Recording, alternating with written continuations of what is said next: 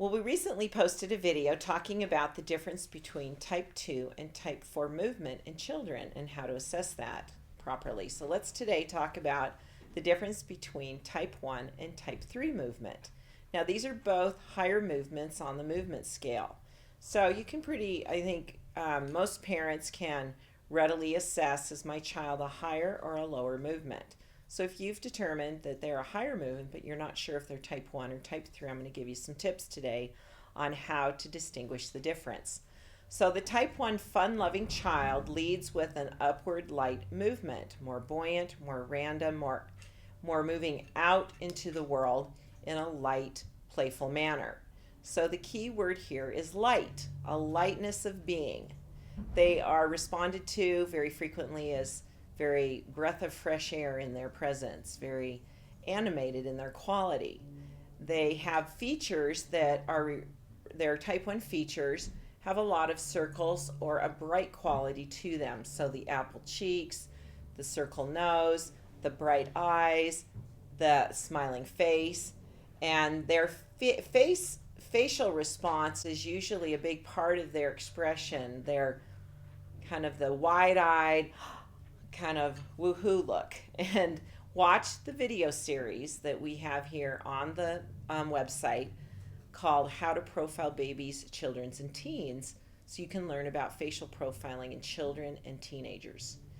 Now, the type 3 energy, the determined child, is push forward swiftly and with more abruptness. So it has a more intense quality to it, a heaviness, a more substantial quality to it. The key word here is push, push. Where type 1 is light, the type 3 is push with determination. Their facial features have a more angular quality to them, and their expressions are more intense in their quality.